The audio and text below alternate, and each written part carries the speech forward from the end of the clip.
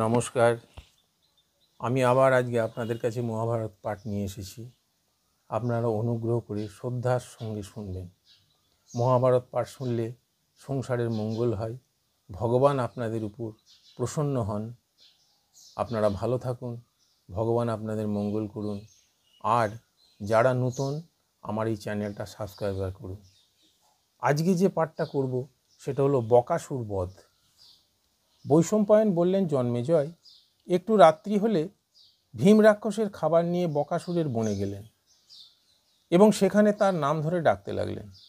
বকরাক্ষস বিশাল আকায়, বলশালী এবং খুবই গতিশীল। তার চোখগুলি লাল, কুলোর মতো কান, কান পর্যন্ত লম্বা মুখ, দেখলেই ভয় হয়। ভীমসেনের আওয়াজ শুনেই সে চমকিত হলো। সে ভুরু কুঁচকে দাঁতে দাঁত পিষে ধরণী কাঁপিয়ে ভীমের দিকে দৌড়ে এলো। ভীমের কাছে এসে রাক্ষস দেখল যে ভীম তার ভাগের খাবার খেয়ে নিচ্ছে। সে ক্রোধে অগ্নিবর্ণ হয়ে চোখ লাল করে বলল, আরে তুই কে, যে আমার সামনে আমারই খাবার খাচ্ছিস? তুই কি জমপুরি যেতে চাস? ভীম হাসতে লাগলেন এবং তাকে গ্রাহ্য না করে মুখ ঘুরিয়ে আবার খেতে লাগলেন।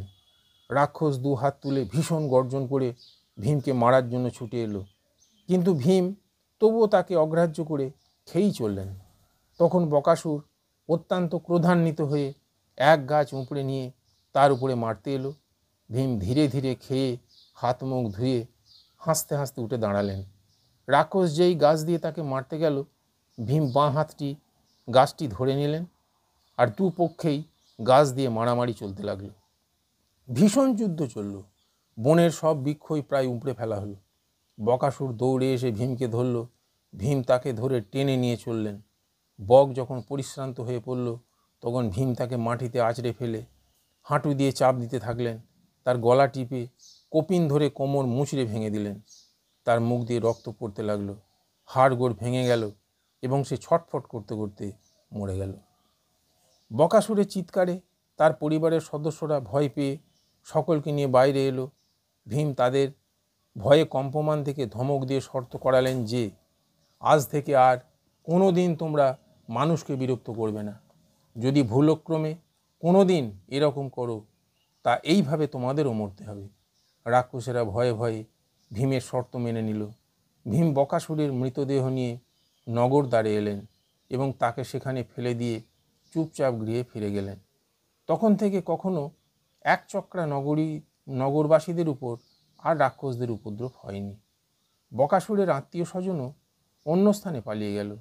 ভীম ব্রাহ্মণের গৃহে এসে যুধিষ্ঠিরকে সব ঘটনা সবিস্তারে জানালেন। নগরবাসীরা পরদিন প্রাতঃকালে উঠে বাইরে বেরিয়ে দেখল যে পাহাড়ের মতো বিশাল সেই রাক্ষসের দেহ রক্তে মাখামাখি হয়ে মাটিতে পড়ে আছে। তাই দেখে সকলের মাথার চুল খাড়া হয়ে গেল। চারিদিকে এই খবর ছড়িয়ে পড়ল।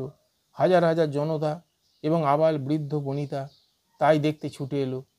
সকলে এই অলৌকিক কাণ্ড দেখে আশ্চর্য হয়ে নিজ নিজ ইষ্ট দেবতাকে স্মরণ করতে লাগলো। সকলে জিজ্ঞাসা করতে লাগলো, আজ কার পালা ছিল? তারপর ব্রাহ্মণের কাছে গিয়ে অনুসন্ধান করতে লাগলো। ব্রাহ্মণ সত্য ঘটনা গোপন করে বললেন, আজ আমারই পালা ছিল। আমি আমার পরিবারবর্গের সঙ্গে কান্নাকাটি করছিলাম। তখন এক উদারচিত্ত মন্ত্রসিদ্ধ ব্রাহ্মণ এসে আমাকে দুঃখের কারণ জিজ্ঞাসা করেন। সব ঘটনা শুনে তিনি খুশি মনে বলেন যে তিনি রাক্ষসকে খাবার পৌঁছে দেবেন, আমি যেন তাঁর জন্য চিন্তা না করি।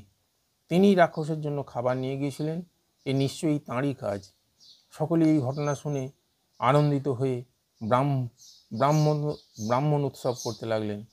পাণ্ডবেরাও সেই আনন্দ উৎসবের উপভোগ করলেন এবং সুখে কালাতিপাত করতে লাগলেন।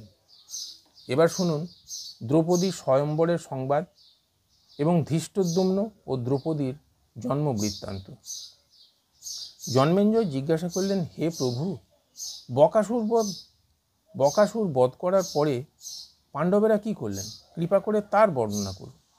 বৈশম্পায়ন বললেন, জন্মেজয়, বকাসুরকে বধ করার পরে পাণ্ডবগণ বেদাধ্যয়ন করতে লাগলেন। কিছুদিন পরে সেই এক চক্রা নগরীতে তাঁদের গৃহে এক সদাচারী ব্রাহ্মণ এলেন। সকলে তাঁকে আদর আপ্যায়ন করতে থাকলেন। কুন্তী এবং পঞ্চপাণ্ডব তাঁর আপ্যায়নের ব্যবস্থা করলেন। ব্রাহ্মণ কথা প্রসঙ্গে দেশ, তীর্থ, নদ নদী এবং রাজাদের কথা বলতে বলতে দ্রুপদের কথা বলতে লাগলেন এবং দ্রৌপদীর স্বয়ম্বরের কথা বললেন।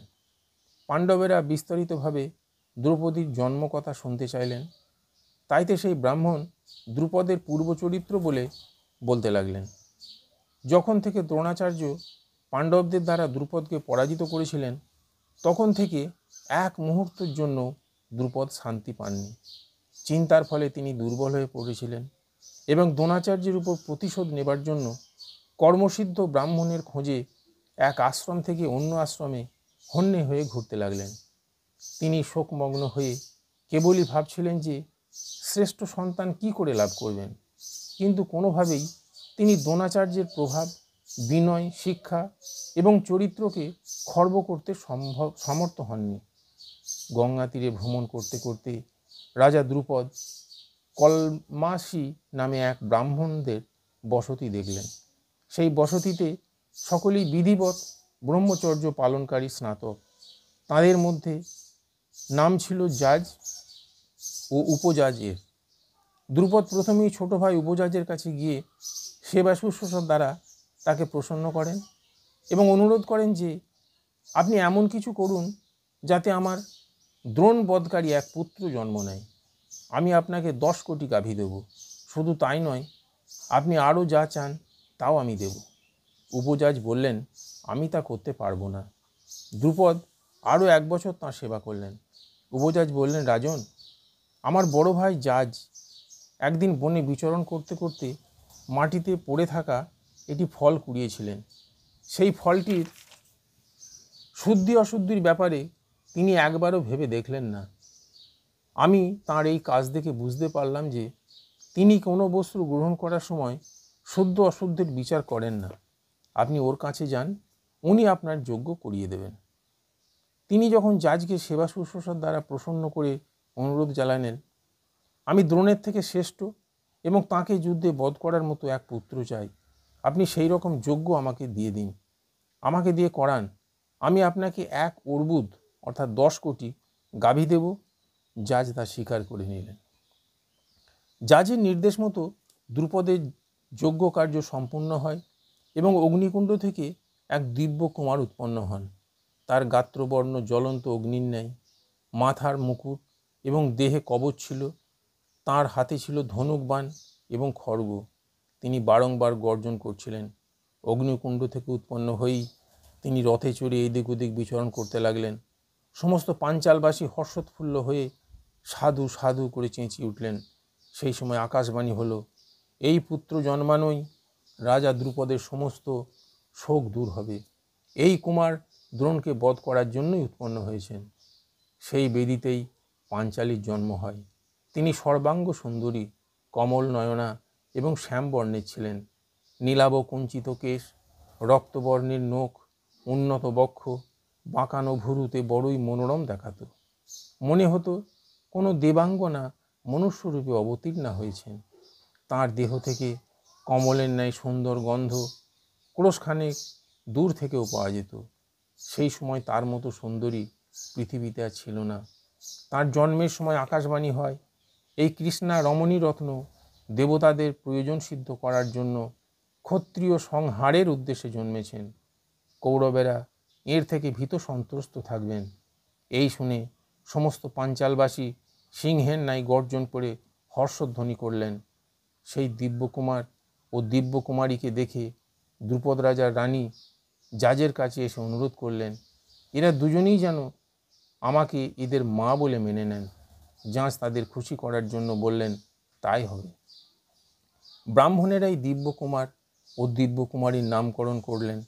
তাঁরা বললেন, এই কুমার খুব ধৃষ্ট অর্থাৎ বেয়াদব এবং অসহিষ্ণু, বল, রূপ, ধন এবং কবচ কুণ্ডলাদি সম্পন্ন। অগ্নির দ্যুতির থেকে এর উৎপত্তি, তাই এর নাম হবে ধৃষ্টদ্যুম্ন। আর কুমারী কৃষ্ণবর্ণের, তাই এর নাম হবে কৃষ্ণা। যজ্ঞ সমাপ্ত হলে দ্রোণাচার্য ধৃষ্টদ্যুম্নকে নিজের কাছে নিয়ে এসে তাকে বিশেষভাবে অস্ত্রশস্ত্রের শিক্ষা দিলেন। পরম বুদ্ধিমান দ্রোণাচার্য জানতেন যে প্রারব্ধে যা হবার তা তো হবেই, তাই তিনি তার কীর্তি অনুযায়ী সেই শত্রুকেও অস্ত্র শিক্ষা দিলেন যার হাতে তার মৃত্যু নিশ্চিত ছিল। নমস্কার।